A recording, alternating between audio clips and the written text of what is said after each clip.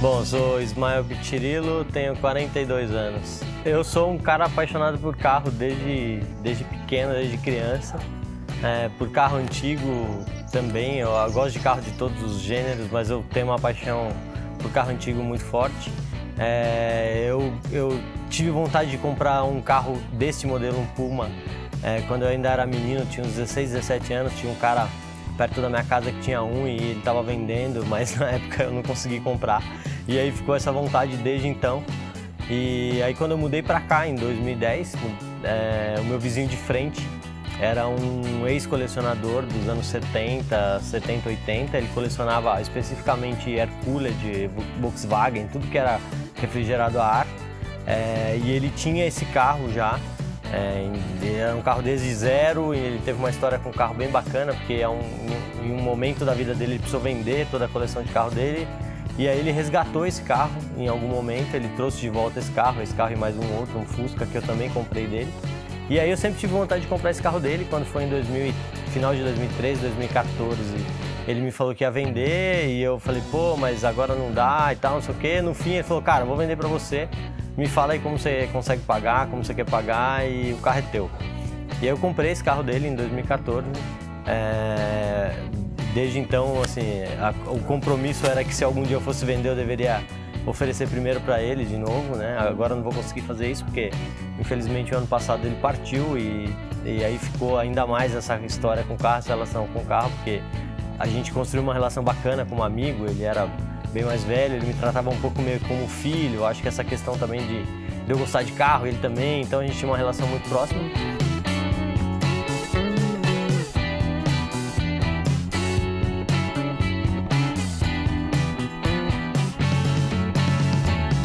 O Puma tem uma história bem interessante também no Brasil, numa época que ainda não tinha uma oferta tão grande por carro esportivo, na década de 60, 70, então a Puma começou a construir os carros com carroceria de fibra de vidro e o chassi de Volkswagen, nesse caso aqui é um chassi de Brasília e mecânica de Brasília.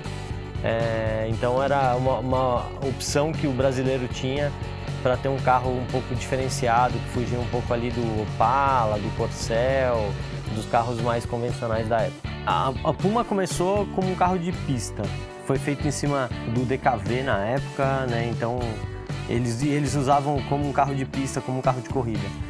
Depois eles começaram a usar chassi de Carmanguia, que são os Pumas um pouquinho menor e tal.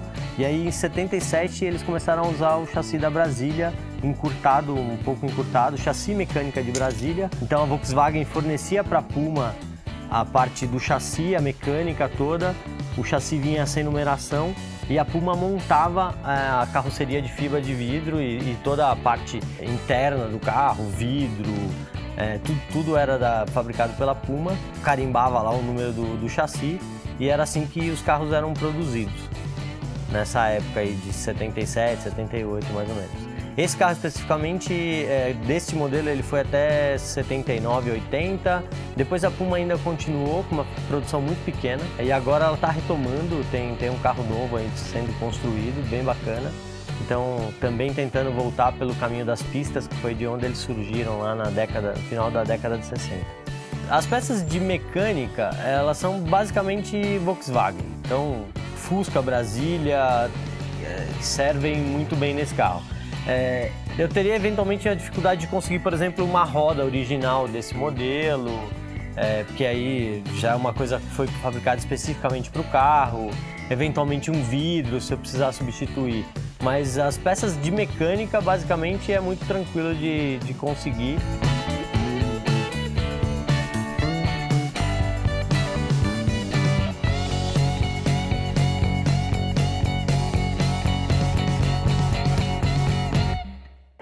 Com meu filho, eu acho que eu saí pouco com ele pra estrada mesmo, porque tem a questão de colocar cadeirinha, uma questão de meio de segurança. Eu ando aqui dentro bastante com ele, então volta e meia eu chego às vezes do trabalho, se o carro estiver aqui na garagem, ele fala que, pai, quer dar uma voltinha de Puma e tal, e aí eu levo ele dar uma voltinha. O aniversário dele de 1 ano, eu coloquei a cadeirinha dele aqui dentro do carro e ele chegou na festa com esse carro. E ele ainda bebezinho ali, 1 ano, eu curtindo um rock and roll ali e tal, balançando a cabeça. Então é bem legal, a gente tem uma relação bem forte. Toda vez que eu falo em vender o carro, eu sempre penso nele e minha mulher sempre fala, pô, mas você vai vender, e aí? E o Dedé, ele adora o carro, como que vai ser? Então acaba me prendendo um pouco em relação a isso também. Cara, ele ainda, para um carro da década de 70, ele tá legal ainda. Às vezes ele apresenta poucos problemas, até porque essa mecânica da Volkswagen é muito tranquila. Qualquer um consegue consertar esse carro, tipo, você amarra ele com arame e ele sai funcionando, é muito tranquilo em relação a isso. O interior tem alguns detalhezinhos que eu quero arrumar, uma fechadura, alguma coisa assim, mas muito pouca coisa. O antigo dono realmente cuidava bem do carro, eu também mantive.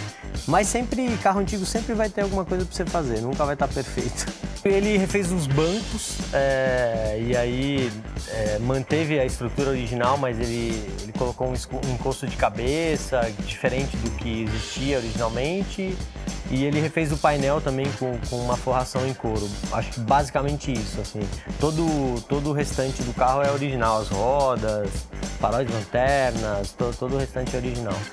Eu pintei os para-choques de preto, que originalmente eles são cromados. Mas foi mais porque eu achei que ia dar uma caracterização legal no carro. E aí as pessoas que são os puristas de carros antigos, eles inclusive falam, pô, como você fez isso e tal? Então tem uma história de, o original não é assim, tá bom, beleza, mas pô, eu curti, eu achei que ficou legal. Mas basicamente isso, o restante continua da forma como eu comprei mesmo.